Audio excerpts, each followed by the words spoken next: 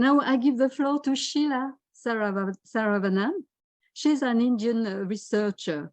She's author of several studies on surrogacy in India. She's head of the Gender Studies Department in Hyderabad, India. Her work has shown the dark reality of the practice and helped drastically to restrict access to it. Thank you very much, Mary Jo, and thanks for the introduction. Today I will be speaking about the impact of restrictive laws on surrogacy in India. I cannot talk about it without talking a little bit of what was happening before. So I will relate it basically to what was happening before. So the immediate impact of what had happened is with the Surrogacy Act that came in it was in 2019 that the bill came out, and then it started getting passed in the Lok Sabha and the Rajya Sabha in India. And the immediate impact of it, this is from newspaper articles in India. So with commercial surrogacy banned in India, couples find refuge in Georgia. So this is a very pattern that was happening. Surrogacy started moving to other countries. Now the relevance of that movement is very important because most of the popular destinations, as Joseph has already pointed out earlier, showing us those maps on Europe, most of the European countries completely restrict surrogacy in their countries, and Eastern Europe allows surrogacy. Most of the popular destination countries were the developing countries. So it actually reinforces the existing global inequalities. It reinforces racism. So classism and racism is a main background. It's the entire surrogacy market is embedded in these two kinds of isms, which is against human rights. I'll talk about it a little more. So Thailand, Nepal, India, Mexico, and Cambodia were the main hubs of surrogacy. And when some of these countries banned commercial surrogacy, it moved to Ukraine, Georgia, Laos, Malaysia. You can look at the pattern. These are all developing countries. Okay, so this is what was happening. So it's a global issue. It's not only in India. It's not about India. So just briefly, what happened? Thailand, there was this very important case of baby Gami.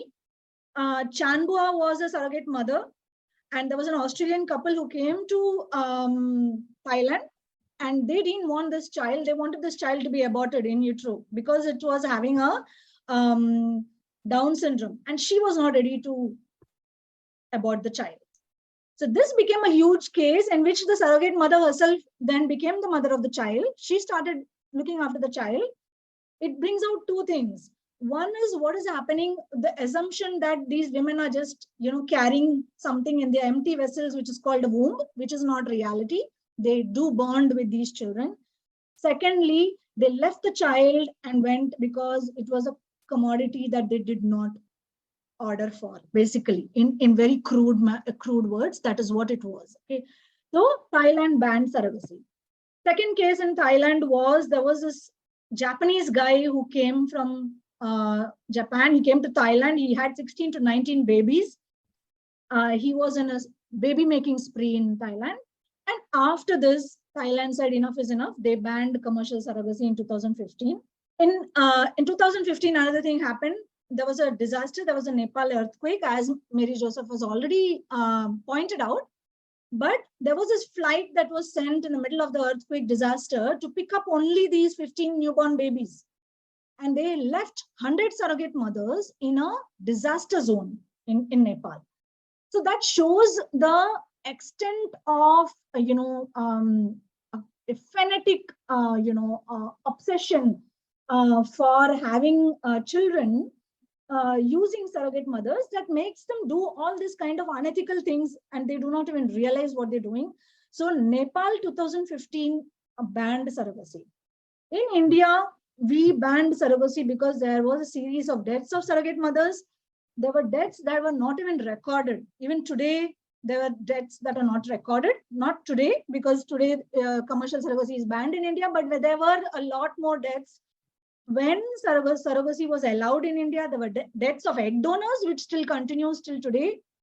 Custody battle still continues because there was a period of time when between the Lok Sabha and the Rajya Sabha, between the bill and the act, and surrogacy continued.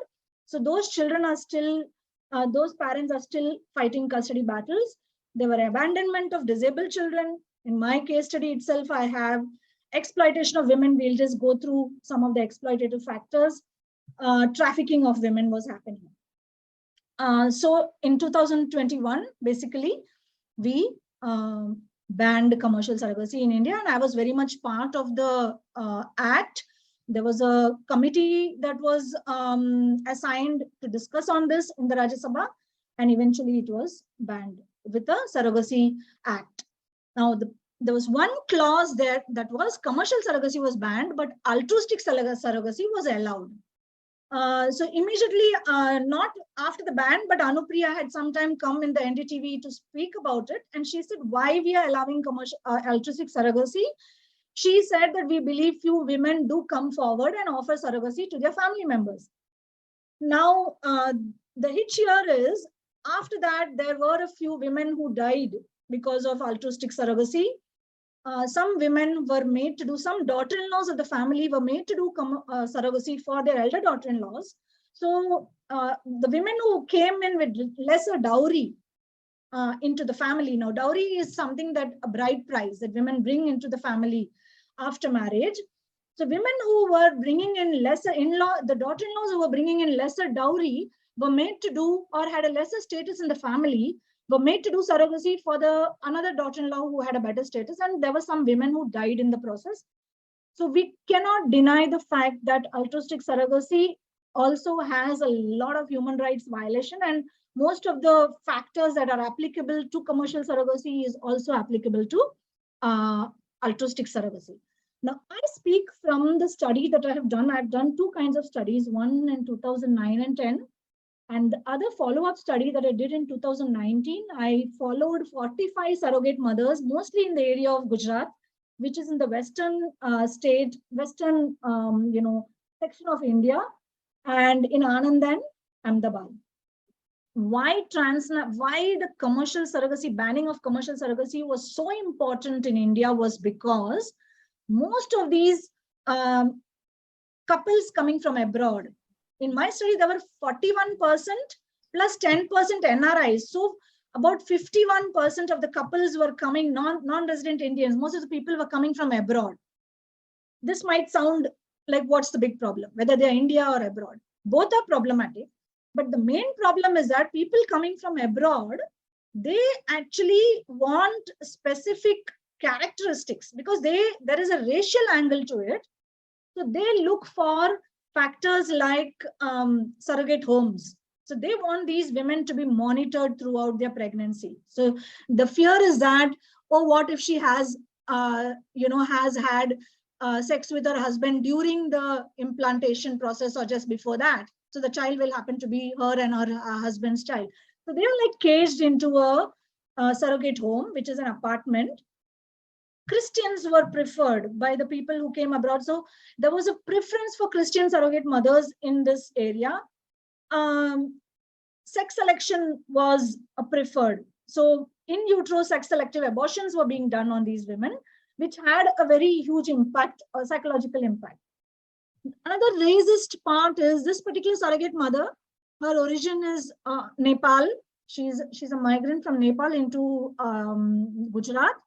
She was paid less. She's a very popular surrogate mother because she's supposed to be fair-skinned, but she was not paid enough money because she landed up having children which were, dark-skinned. So this is one angle of racism that was going on in India. This basically in India, people came from abroad because they loved this way in which surrogate mothers were kept in surrogate homes. They were overfed. They were not allowed to meet their family or children. Their breast milk, if they're feeding breast milk to their young babies, it was dried out. And then they were given hormone injections to for the surrogacy process. But the same breast milk became so important after the child was born. So after the surrogate baby was born, that breast milk was pumped out for giving it to the surrogate babies. So it was absolutely, I mean, I can talk endlessly about the human rights violation that was taking place in various ways, and how their body became just an object. It just became a vessel. So there is this common word that is used, womb for rent, and that is exactly how they were used. And similarly, there were such homes also in countries like Thailand and Cambodia as well. There was a huge psychological impact. 62% of the surrogate mothers said that they always felt very sad or depressed or extremely depressed post surrogacy, either frequently or very frequently. But there is no psychological study done on these women. And when these women are crying and remembering the babies, their own children are sitting watching them. So it's not only impacting them, but their entire family. Now, trafficking was happening. So young girls were being trafficked. There is this normal route where young girls are being trafficked in India for prostitution and for household work for cities like Delhi and Bombay. This actually added to it. Surrogacy became an extra point why these women started getting trafficked. So young girls were being trafficked. Now, one of the argument is that trafficking is going to increase, or things are going to go underground now that this commercial surrogacy is banned. The fact is that there has been a huge slump in the business.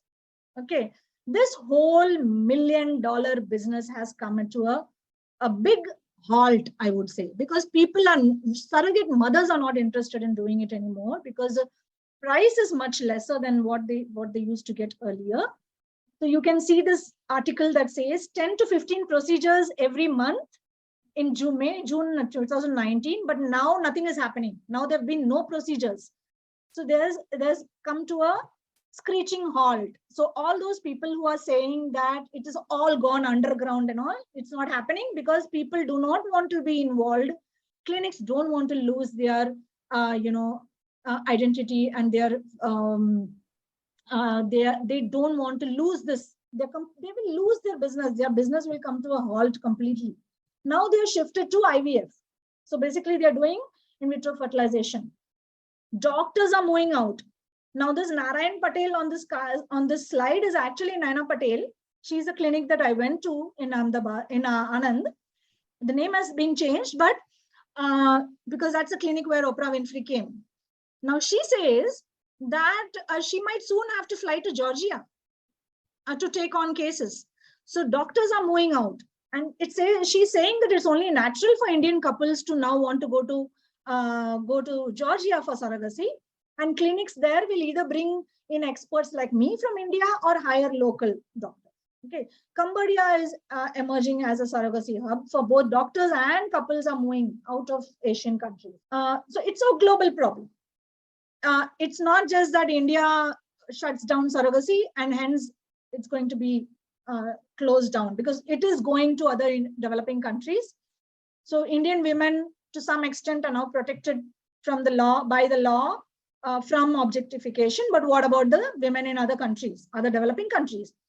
I just want to say another point is, very poor women in India did not actually become rich suddenly with surrogacy. So the monetary impact for very poor women in India was not so significant. And if they had a significant impact, they had to do at least 3 surrogacies. So you can imagine the health impact it would have had on them. So very quickly, I'll talk about the present law.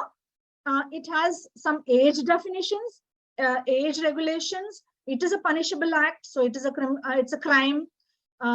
People's licenses will be taken off, so clinics are scared about going ahead with this.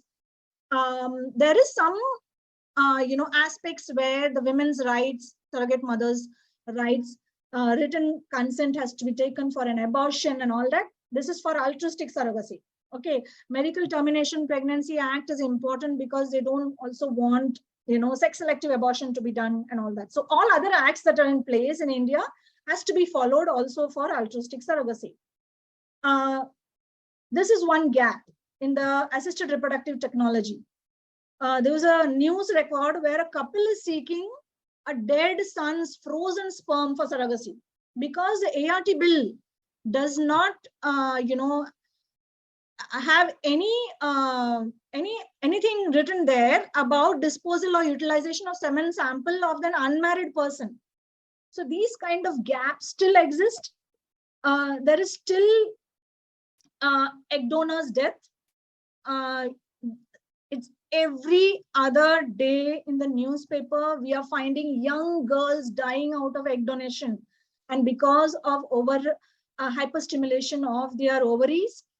It's an extremely intrusive process.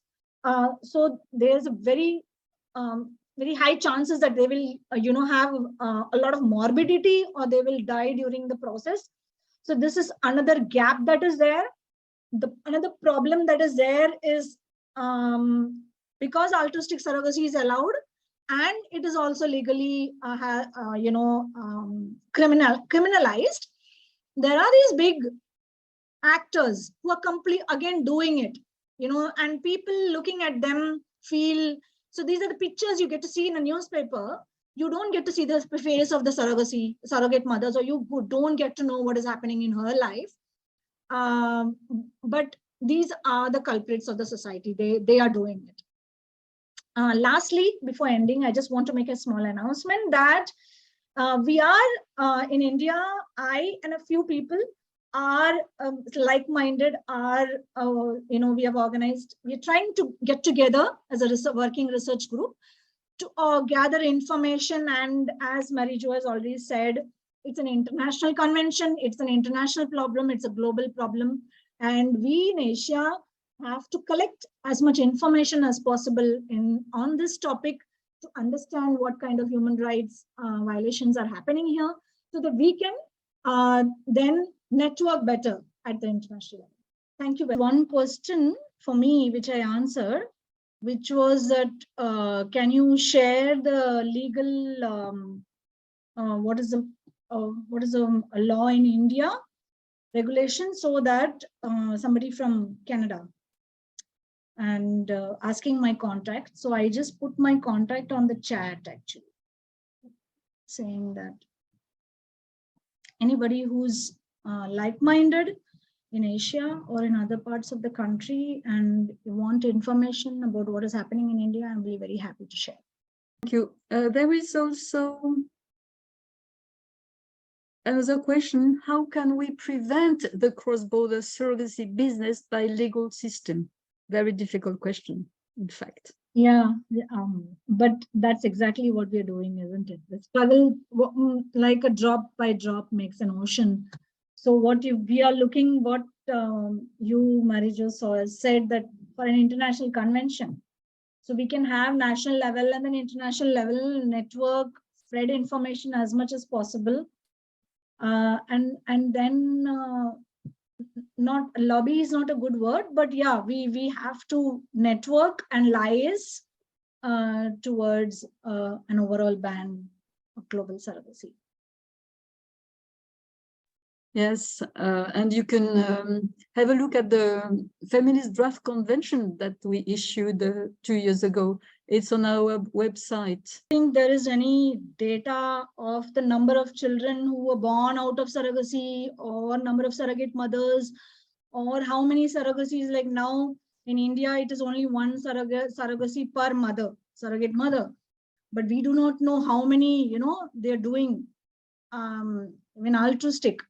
So women are still vulnerable, and also children. So we do not have any such data, but we can actually collect as much data.